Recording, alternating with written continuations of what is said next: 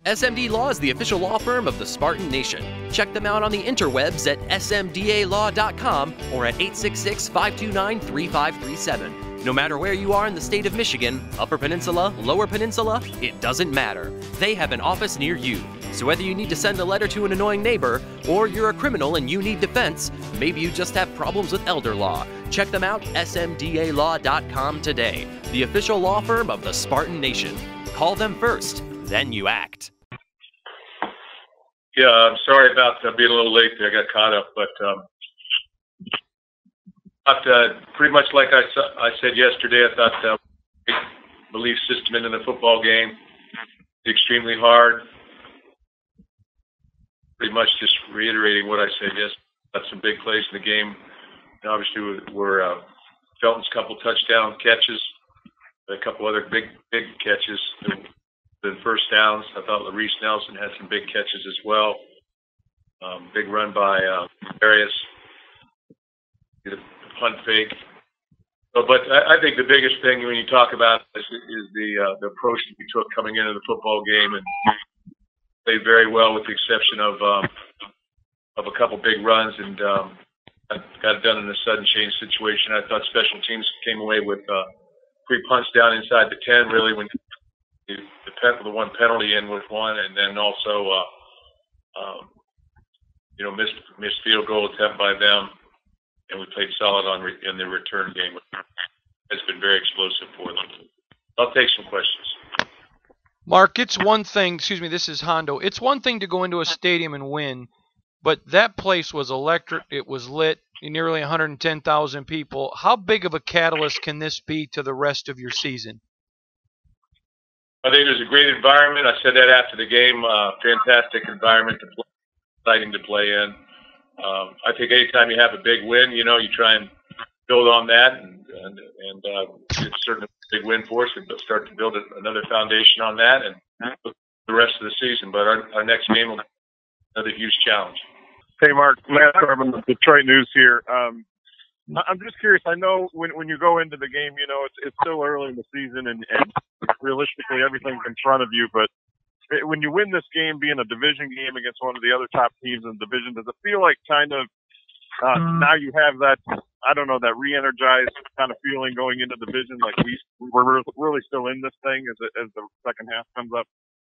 I think there's no question that this will give us a boost as far as just moving forward in the division. We're a 2 football team right now, so a lot better than a 3-on-3 team. So, we need to build on those things as we go. But I think October is sort of, again, where you develop your identity. Thus far, we're halfway through October. So I think you come out of it a little bit knowing where you're at after the next couple games. And then you challenge yourself, okay, what are we going to do in November? Mark, Chris Solari, this was really, really reminiscent from a lot of the other games, like the Ohio State game. Maybe you can look at like Little Giants and Rockets. Why does this team, do you feel, do so well in those close last possession games? Well, we work on those things an awful lot, just like every football team in America. We try and put that into our thought process. We talk about it a lot, but at the end of the day, we got to have players that can make the plays and think collectively on their feet and make good decisions and make the plays. You have to make the plays, and part of that is game experience and having playmakers around you. Whether it's a quarterback to throw it or a receiver to catch it or whatever you have. You talked about the importance of having playmakers and receivers make catches.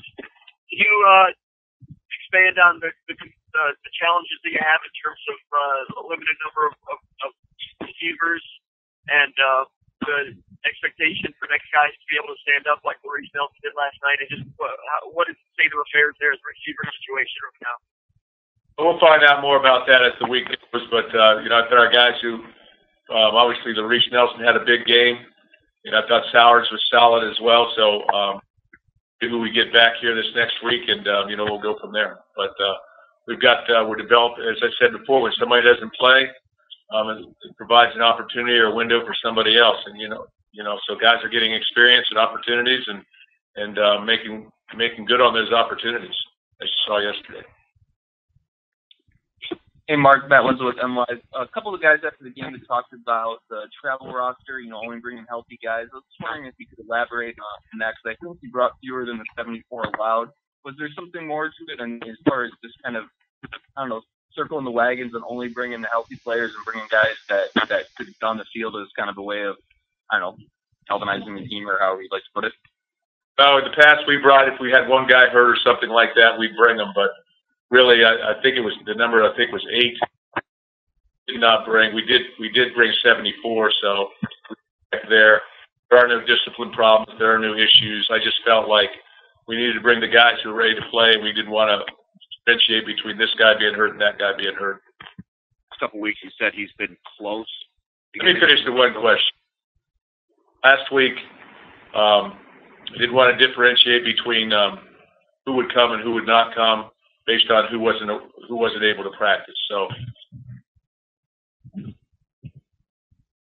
depth on this football team and an opportunity to play.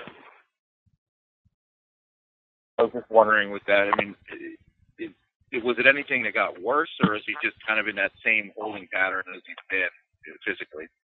I don't want to talk about injuries because that opens up the door to talk about with everyone. Hey, Mark, left tackle, you had Cole Chewins playing more. That moved you over to left guard. Can you talk about the progress? Those guys look like they're starting to gain traction over there for you. I thought both guys, especially Higbee, played much better. Cole's working back. He had an injury as well, so he's getting healthier and healthier. And I think you see it in his progress every week. Hey, Mark, Chris Solari again. Going back to the offensive line, when you went back and watched that film, how did those guys approach it? And I think we kind of looked at it. You did. I think you only used 5, but did Luke get in there at all? We used 5.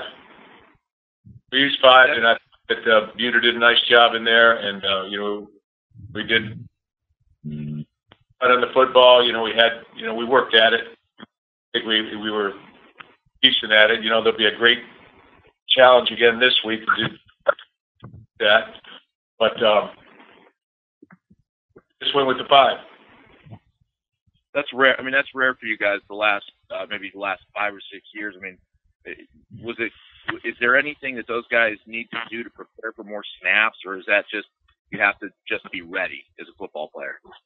You got to be ready as a football player, and we play guys accordingly. And if things are working well and we feel like there's no need to substitute, we won't. But at the same time, we do want to get other people playing as well because Luke's played a lot of football for us already, and his attitude is excellent.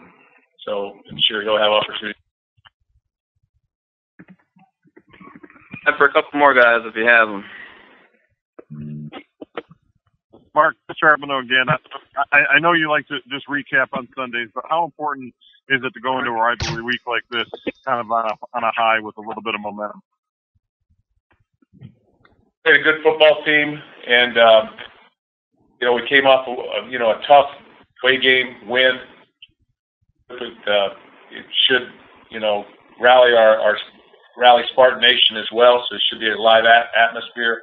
But I think anytime you win, there's good things that are usually going to follow in terms of just your throughout the week. So it's a lot easier coming in here, even as coach was last week, and that's what you look forward to. Anything else, guys? Yeah, Marcus Matt with MLive again. You've obviously won a lot of big games in your time there, big games on the road and stuff. Games when you were maybe when people didn't expect you to win. Was that the trip home last night? Was that something that felt unique, or is that kind of something you're just comfortable and familiar with for over time there? Or was the atmosphere a little bit different? I was excited to be with our football team. I was excited to see them have success yesterday and to be a part of that. And, but it was at home. It wasn't over the top or anything like that. I always just feel win, and we earned the win, which I thought we earned the win. I feel content that everything's right in the world. I think that's probably the way every coach feels. You know, when you lose or you don't play well, then you're troubled. So it might be an understatement. Emotional win. How do you sustain that with a rivalry game? And do you worry about that, peaking too high? Can something like that happen? I don't ever worry about us peaking too high. I just I know that we have work ahead of us this week, and players will be ready to play, and I'm sure theirs will as well. It's a great rivalry week. It's a great rivalry game, and we're looking forward to the challenge. I don't worry about us peaking too early. We can contain that. We just need to do our job on Saturdays.